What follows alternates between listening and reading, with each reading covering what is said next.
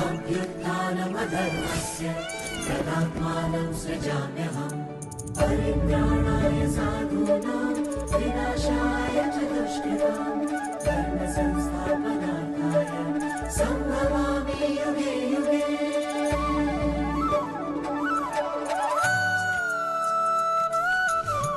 দাপরের অন্তে এমন সময় এলো যখন ধরণীতে বহু আসরের শক্তি একত্রিত হয়ে গিয়েছিল। সে সময় অসংখ্য দৈত্যের দল নিষ্ঠুর রাজপুরুষের রূপ ধারণ করে নিজ পাপের ভারে পৃথিবীকে আচ্ছন্ন করে রেখেছিল। তাদের মধ্যে সবচেয়ে শক্তিশালী দৈত্য ছিল মথুরার রাজকুমার কংস, যে ধর্মের বিনাশ করতে উদ্ধত হয়েছিল। তাদের সবার অত্যাচারে পীড়িত হয়ে মাতা পৃথিবী, ইন্দ্রদেব, নারদ, বৃহস্পতি ও অন্যান্য দেবতারা ভগবান বিষ্ণুর শরণাপন্ন হলেন। ভগবান বিষ্ণু সকলকে আশ্বাস দিলেন যে কংস আদি অসুরগণের বিনাশ করার জন্য ধরণীতে অবতার রূপে আবির্ভাব হবে।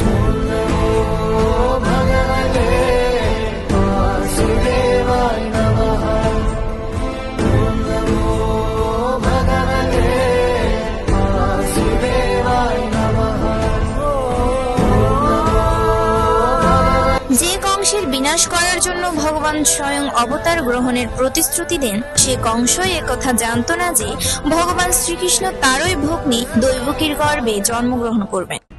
অতঃপর এক নির্ধারিত শুভ লগ্নে যুবরাজ কংস তার ভগ্নী দৈবকীর বিবাহ এক যদুবংশীয় রাজকুমার বসুদেবের সাথে মহা আড়ম্বরের সহিত সম্পন্ন করলেন। কংস তার ভগ্নীকে বসুদেবের প্রাসাদে পৌঁছে দেওয়ার জন্য রওনা হলেন। যাওয়ার পথে হঠাৎ করে বিনা মেঘে বজ্র হতে থাকে আর আকাশবাণী হয় যে, রে মূর্খ, যাকে তুই এত পরম আনন্দে রথে উপবিষ্ট করে নিয়ে যাচ্ছিস, সেই দেবকীর অষ্টম গর্ভের সন্তান তোকে হত্যা করবে। এর অষ্টম গর্ভ তোর কাল হবে, তোকে হত্যা করবে। একথা শুনে কংস তার ভগ্নীকে হত্যা করার জন্য এগিয়ে গেলে বসুদেব তাকে বাধা দেন এবং কথা দেন যে দৈবকীর প্রতিটি সন্তান জন্মমাত্র স্বয়ং নিজে কংসের হাতে সঁপে দিবেন। এ কথায় রাজি হয়ে কংস তাদেরকে কারাগারে বন্দী করেন। প্রথম সন্তান জন্মানোর পর বসুদেব তাদের সন্তানকে কংসের হাতে তুলে দেন এবং কংস তাকে হত্যা করে। এভাবে একে একে 6টি সন্তানের বধ করে কংস। দৈবকীর গর্ভে সপ্তম সন্তান আসে। দেবী ভগবান বিষ্ণুর প্রেরণায় তাকে সংকর্ষণ করে রোহিণীর গর্ভে স্থাপন করেন এবং তার নাম দেওয়া হয় বলরাম। অতঃপর উপস্থিত হয় সে মাহিন্দ্রক্ষণের। জন্ম নেয় দৈবকীর অষ্টম গর্ভের সন্তান। এরপর দেবী প্রকট হন ও বলেন, কংসর আসার পূর্বে তুমি এই বালককে নিয়ে গোকুল চলে যাও। কিন্তু দেবী মাতা, আমি যাব কি করে? আমার হাতে আর পায়ে তো শেকল বাঁধা আছে, আর চারিদিকে কংসের প্রহরীরাও আছে। তুমি স্বতন্ত্র হয়ে যাবে, এখন কোনো বন্ধন থাকবে না তোমার ওপর।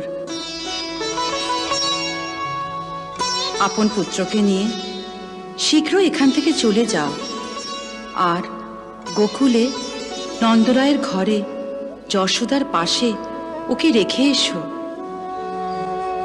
ওখানে যশোদার কোলে এই মুহূর্তে এক বালিকার জন্ম হয়েছে, তাকে ওখান থেকে উঠিয়ে এখানে নিয়ে এসো।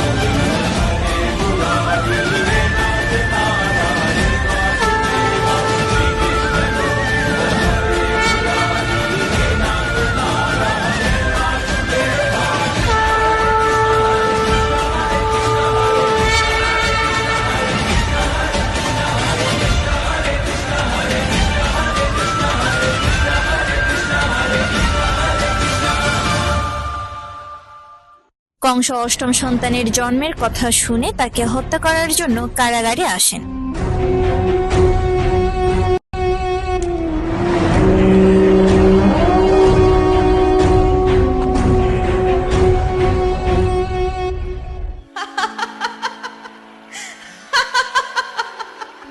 তোমায় বধিবে যে গোকুলে বাড়িছে সে।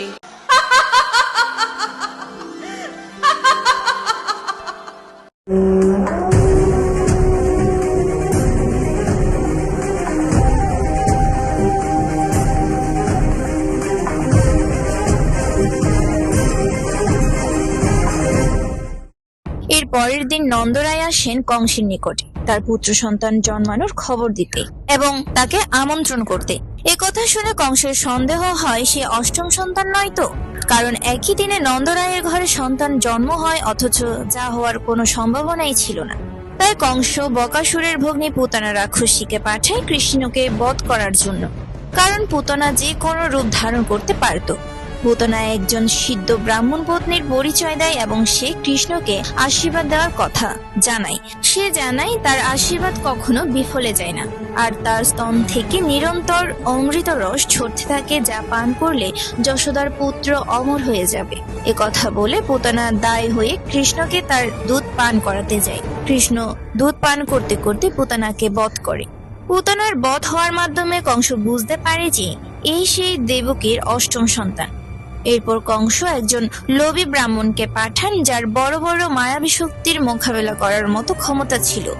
নন্দরায় ও যশোদা ব্রাহ্মণকে ভিতরে নিয়ে যান আহার দেওয়ার জন্য। এই সুযোগে ব্রাহ্মণ কৃষ্ণকে হত্যা করতে এগিয়ে যায়। কৃষ্ণকে ছুঁতেই সে পঙ্গু হয়ে যায়। এরপর কংস কাকাসুরকে পাঠায় কৃষ্ণকে বধ করার জন্য। কাকাসুরও পরাজিত হয়ে মৃত্যুবরণ করে। এরপর এগিয়ে আসে কংসের মিত্র দৈত্যরাজ হিরণ্যাকার পুত্র উৎকচ। এরপর তৃণাকর্তকে পাঠানো হয়, এরপর বকাসুরকে, এরপর পাঠানো হয় পুতনা ও বকাসুরের বড় ভাই অঘাসুরকে। এভাবে একে একে সবাই কৃষ্ণের হস্তে বধ হতে থাকে। শ্রীকৃষ্ণ ছোটবেলা থেকে মাখন খেতে অনেক পছন্দ করতেন। মাখন চুরি করতেন বলে কৃষ্ণকে মাখন চোরও বলা হতো।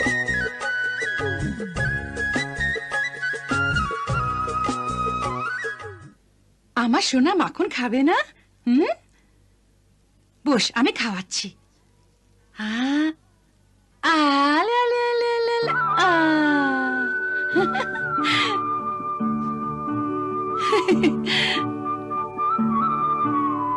কিরে, ভালো না? আর একটু খাবি? এনে খা খা খা খা খা।